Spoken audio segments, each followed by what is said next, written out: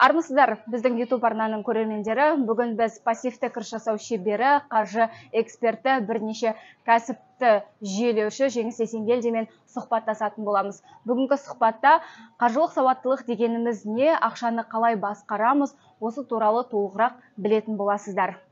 Жеңіс мырза, ең алдымен 2021-2022 жылдың бестселлеріне арналған қаржылық сауаттылық курсы адамдарға қандай пайда беріп жатыр? Осы жөнінен қысқаша айта кетсеңіз.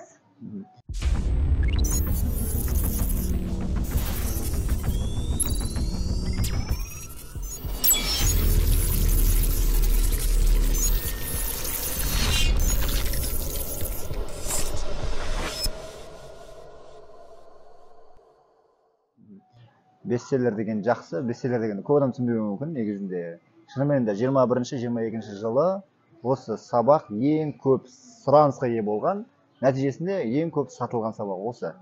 Енді бұны сатып алу арқылы адамдардың көбісі, былай айтқанда, қараңғыдан жарыққа шығып жатқандай болды. Жалпы айтады ғой, білім деген нұр, нұр деген ол әрқашанда адамды жарыққа шығарады деген сияқты. Яғни бұл біліп алдым, естіп алдым, жақсы болып қалдым деген сөз емес. Яғни нақты бір нәтижеге жетіп жатыр. Яғни нәтиже дегеніміз не? Менің айтатын нәрсем, нәтиже былай айтқанда қалта көбею керек. Кез келген адам бір білімді алған кезде оның қалтасына әсер етпейтін болса, онда ол білім болғаннан болмағанды жақсы шығар мүмкін. Енді екінші нәрсе қаржылық сауаттылық деп айтып жатсыз ғой. Қаржылық сауаттылық деген сөздің өзін жек көремін, негізі айтқым келмейді. Неге? Өйткені қаржылық сауаттылық дейтін болса, айналып келген кезде бір үй алу техникасына тиеміз, айналып келген кезде бір ақша жинап депозитке салып қою деген тақырыпқа тиеміз. Кейбір уақыттары ақшаны дұрыс санау деген мәселе болуы мүмкін. Кейбір уақыттары өзіңнің шығындарың жазып жүру деп айтады. Мен осы сөзді айтқым келмегеннен кейін қаржылық сауаттылық емес, қаржылық еркіндікке шығу алгоритмі деп қойған себебім содан. Неге? Өйткені адамдарға қаржылық еркіндік керек. Неге? Ақша не істейміз? Ақша көп болғанда не қыламын деп айтуы мүмкін адамдар. Ақша көп болған кезде сенде еркіндік болады. Ал енді еркіндік деп отырғанымыз не деген кезде, шынымен де мойындау керек, қазіргі адамдарда қаржылық еркіндік жоқ. Неге? Сен ата-анаңа әрқашанда қасында болғың келеді, бірақ жұмыстан босамайсың. Бала шағаңа қыдыртқың келеді, босамайсың. Оларға тәрбие беруге тағы уақытың жоқ. Әйеліңмен сөйлесейін десең, онымен де кездесуге уақытың жоқ. Достармен кездесуге тағы да уақыт жоқ. Саяхатқа шығайын десең, оған да уақыт жоқ. Бүкіл уақытты не алып жатыр? Бүкіл уақытты осы табыс табу, ақша табу деген нәрсемен кетіп жатыр. Енді не істейміз? Енді осы ақша таппағанда енді келдік қой өмірге, ақша таппасақ өлеміз ғой деген сөз де болуы мүмкін. Мен айтамын, әрқашанда сен өлмейсің. Яғни сен бір алтын формула деп айтып жүрміз қазіргі бір жүйені, сол алгоритмді білетін болсаң, сол күннен бастап сен қаншалықты ерте білетін болсаң, ертерек өзіңнің қорыңды тез жинап, қарапайым жолдармен жинап, соны өзіңнің орныңа жұмыс ете білесің негізінде. Енді қызығын айтайыншы, осы өзіңнің орныңа жұмыс ету деген кезде адамдарда бірден лохотрон немесе бұл мүмкін емес деген нәрсе болады. Неге? Адам баласы өзі істеп көрмеген нәрсені, немесе айналасындағы көршісі істеп көрмеген нәрсе, немесе оны тума-туысы істеп көрмеген, немесе оны достары істеп көрмеген болса, ол адамға ол нәрсе мүмкін емес бола береді. Мысалға айтайыншы, адам аспанға ракетаны ұшыру мүмкін емес болуы мүмкін, бірақ Илон Масктың семьясына ол мүмкін да. Неге? Өйткені Илон Масктың семьясы көріп отыр, ол машина, ол ракетаны аспанға ұшырған деймін да, бұл айтқанда. Сол сияқты айфонды шығарам деген кезде де, немесе мына самолет аспанға ұшырам деген кезде де адамдарға мүмкін емес көрінді ғой, бірақ соның айналасында жүрген адамдар ол білді да мүмкін екенін. Яғни қашан сіз осы нәрсені қасына келіп, қолыңызбен ұстап көріп, есептеп көріп, осы формуланы үйренген кезде барып, бұл мүмкін екен ғой дейді да. Сондықтан мен айтамын адамдарға, көрмей тұрып, білмей тұрып, ой, бұл мүмкін емес дегеннен сақтану керек, жалпы. Көру керек. 1000 рет естігеннен не пайда, бір рет көру керек та. Осы көру үшін адамдар тіпті тегін десең де келмей жатқан адамдар бар да. Неге? Өйткені олар уже мүмкін емес деген нәрсенің бір сызығында тұр. Сондықтан бұл мүмкін. Қаржылық еркіндікке шығу мүмкін. Шығып та жатырмыз. Яғни адамдар оқып, осы нәрсенің нәтижесін көріп жатыр. Олар өзіңіз де көресіз негізінде. Қаржылық еркіндікке шығу үшін менің табысым миллион, миллиардтар болу керек дегенде бір түсінік бар. Аз ғана мен қаражатыммен қайдан қаржылай еркін болыппын деген түсініктер адамдардың басында жиі кездеседі. Бұған не айтасыз? Егер тапсыз айтқандағыдай болатын болғанда, мен адамдарға немесе жарнама болсын, немесе адамдарға бір шақырған кезде айтатын едім. ей адамдар, егер сіздің қалтаңызда кем дегенде 500 мың теңге болатын болса ғана келіңіз, қалғандарыңыз келмей қойыңыз деп айту мүмкін еді де. Бірақ мен біліп отырғандағыдай, менің өзімнің ең бірінші осы қаржылық еркіндікке шығу алгоритмін үйренетінің алдында 97 мың теңге болған менің айлығым. Яғни 97 мың теңге болған айлығы сондай болған адам тез арада 6 ай одан жоғары уақыттарда қазіргі айтып отырған жетістікке жете алған болса, бұл бір сиқыр нәрсе емес, немесе бұл бір сәттілік деп те айта алмаймын. Яғни бұл тәртіп бойынша сол алгоритмдерді қолданғанның жемісі деп ойлаймын. Сондықтан кімге керек бұл сабақ? Яғни ол кімге айтылып жатыр деген кезде, қаржылық еркіндікке шығу дегеніміз миллионер болу деген сөз емес. Яғни көптеген ақша болу керек, ол миллиондар табу керек емес. Яғни қанша ақша тапсаң да әрбір адамның өзінің мөлшері бар. Осы орайда айту керек, қаржылық еркіндікке шыққан адам кім деген кезде өзінің бір тұрақты шығындары бар адамдардың. Әрбір адамның шығыны әртүрлі ғой. Даже тамақ жегеннің өзінде бір адам аз жейді, бір адам көбейді деген сияқты. Үйдегі оның тұрақты шығындары қанша болатын болса, басқа сырттан келетін тағы да қосымша табыстардың көзі, мөлшері осы сіздің тұрақты шығыныңызды жауып кетсе, сіз еркіндікке шықтыңыз дей беріңіз. Мүмкін сіздің тұрақты шығыныңыз 50 мың теңге шығар.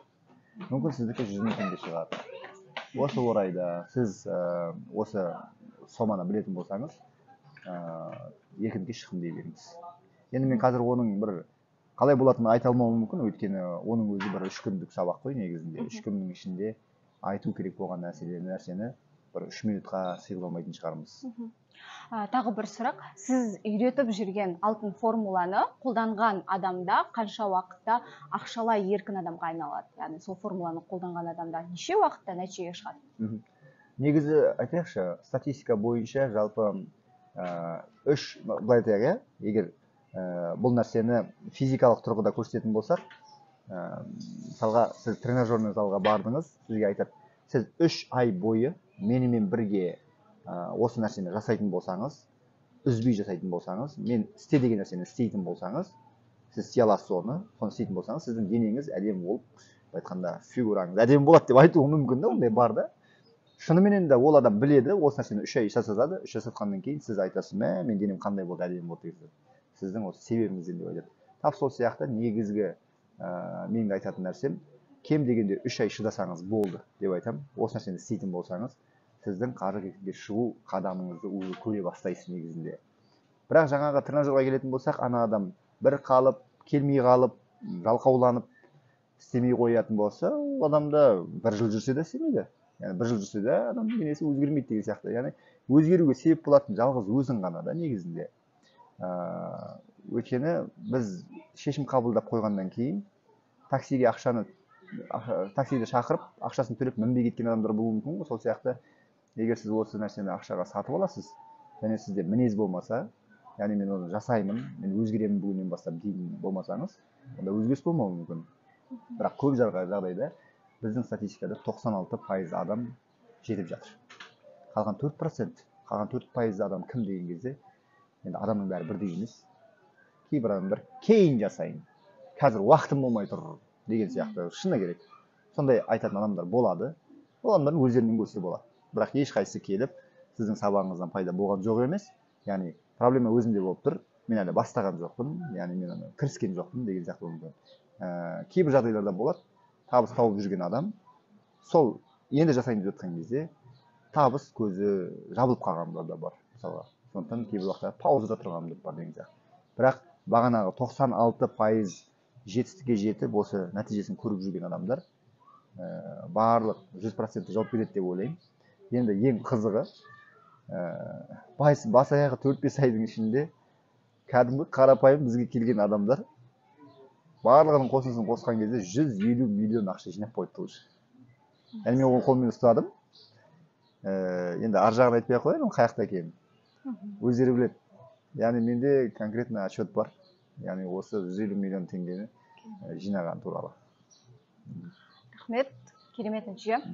Қазіргі уақытта нарықта көп эксперттер пайда болған. Солардың басым көпшілігі норма көтеру үшін саяхаттауын қажет, бұрын көріп бармаған жерге баруың керек, қымбат бренд киім алуың керек деген сияқты адамдарға осындай бағытта бір білім беріп жатыр. Бұл экспертке ұстаз деп сенгендіктен көп адам қарызданып болсын осындай жағдайларға барып жүреді. Саяхаттауға қарызға кіріп, киім алуға қарызға кіріп, нормасын көтеру үшін. Жалпы бұған сіздің көзқарасыңыз қандай? Біз осы орайда айтамыз, адамдар жалпы дем алу үшін жұмыс істеп жатады ғой, негізінде демалады жұмыс істеу үшін. Яғни қазір біз осы Түркияда жүрген болсақ, біз осы Түркиядан алған энергиямызды кейін жұмыс жасау үшін пайдаланамыз негізінде. Ал көп адамдар жұмысты жасап алады да, демалатын уақыт қашан келеді деп осы нәрсені алып демалып бастайды. Олай болмайды негізінде. Енді бір жерде бір парадокс бар. Демалу үшін ақша керек. Ақша жетпей жатыр. Ақша неге жетпей жатыр? Өйткені ол ақшаны табатын энергия жоқ та. Сол энергия неге жетпей жатыр? Өйткені ол еш уақытта демалмағанда. Ал енді демалайын десе ақша жоқ. Былай айтқанда үлкен бір шеңбер. Айналып келгенде ақшаны. Бұл мынандай нәрсе ғой. Ең бірінші жұмыртқа пайда болды ма, әлде ең бірінші тауық пайда болды ма деген әңгіме сияқты ғой. Білмейсің қайсы бірінші пайда болған, бірақ бір-бірінен шығып жатыр да ол. Бірақ осы кезде айтайын дегенім, сен былай айтқанда уайымдағаннан пайда жоқ сенде. Яғни сен ақша табуды білуге болады. Яғни ақша табуды үйренуге болады. Осы мәселені үйреніп алсаңыз, сіз ешқандай да өзіңіздің демалысыңызға қарыз алмайсыз. Яғни бұл не нәрсе? Яғни сіз ешқашан да қарыз алмастан өзіңіздің табысыңызды жинау арқылы демалыстарды ұйымдастыруға болады, басқа нәрсені ұйымдастыруға болады негізінде. Яғни біздің айтқымыз келіп тұрған нәрсе, жалпы біздің ұстанымымызда рассрочка алу, қарызға кіру деген нәрсе жоқ. Неге? Өйткені бізге келетін ақша бізден шыққан энергияның алмасуы. Сондықтан бағана айтып отқан сөзіңе келсем, бірақ көп адамдар жалпылама айтады да, жалпылама. Яғни адам энергия жинау үшін дұрыс не істеу керек. Ақша жұмсап, демалыс жасау керек өзіне. Өзіне жаңа ресторанда бару керек деген сияқты, өзіне жақсы ұнайтын нәрсені жасау керек, бірақ алайда оны қарызға алып жасау керек емес.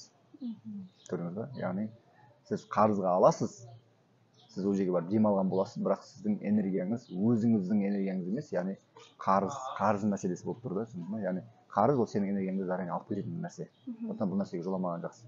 Яғни ең дұрысы табысыңызды тауып, сосын соны жинап, соны біздің алгоритм бойынша сақтап, сосын соны көбейтудің жолын үйренсеңіз болды.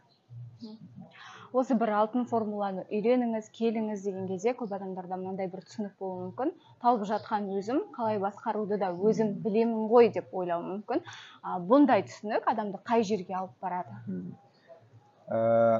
Егер сізге машинаңыз сіздікі, трабаңыз да өзіңіздікі, қалай болса өзіңіз қалай болса айдай беріңіз десең, сіз көшедегі көрсетіп тұрған бағдаршамға бағынбасаңыз, онда сізде авария болады ғой. Тап сол сияқты адам баласында да ақшамды өзім таптым, өзім білемін дейтін болсаңыз, ережеге бағынбайтын болсаңыз, онда сіздің үйіңізде қаржылай авария болады деген сөз негізінде. Тап осы сияқты адам баласы тамақ жеуді білуі мүмкін, бірақ тамақ жегеннен кейін бұл нәрсе іште бөлініп бастайды. Әрбір организмге қаншама өзінің бір жүйе бойынша, жаңағы далаға шығатыны шығады, қалады деген сияқты, организмге миға баратыны бар, жүрекке баратыны бар деген сияқты, біз оны білмейміз. Бір Алла тағаланың бізге берген мейірімі осы нәрсені өзі бөліп қойғанда, егер бізге өзімізге тапсырса, ал енді тамақты жедің, енді ішіңді өзің бөл десе, бұл жерде үлкен проблема болар еді, біздің біліміміз жетпейтін еді. Ал бірақ ақша мәселесінде сондай болып кетті. Ақшаны тауып жатырмыз. Бөлудің ережесін білмейміз да, өзімізше бірдеңе қылып бөлеміз ғой.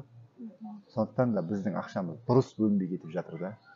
Бір кез табағымызды өзіміз бөлетін болсақ, проблема болатын сияқты, біз өзіміздің ақшамызды қандай да бір ережеге бағынбастан дұрыс бөле алмай жатырмыз. Сондықтан да ол не мына жаққа кетіп қалады, не сіз ойламаған жаққа кетіп қалады, не эмоционалды сатып алуларға кетіп қалады, не ол кредитке кетіп қалады, басқа кетіп қалады. Яғни сіз оны басқара алмай жатырсыз. Көрдіңіз ба? Ол ақшаны басқару деп отырғанымыз арнайы бір жүйеге салып, осы жүйемен жасау. Енді осы орайда айтып кету керек, бұндай жүйелерді біреулер бір жерден естіп жүрген болуы да мүмкін. Шетелден келген, қазір көп қой, финансовый грамотность деп ашып қалсаң, ютубта көп ондай нәрселер, бірақ олардың біреуі де біздің Қазақстанның менталитетіне келмейді. Яғни біздің сабағымыздың да ерекшелігі, біздің менталитетімізге арналып, біздің өміріміздің бір ұстанымымыз бар, қазақтың бір ерекше ұстанымы бар, ақшаға деген қарым-қатынасы, тойы бар, ішінде саяхаты бар, біреуге беретін көрімдігі бар деген сияқты. Осыған реттеліп жасалған болғаннан кейін, менталитетімізге сәйкес болғаннан кейін бұл нәтиже көрсетіп жатыр. Әйтпесе кез келген ютубтан басқа кітаптан қарап алуға болады ол нәрсені, бірақ олардың системасы, схемасы жұмыс жасамайды еш уақытта.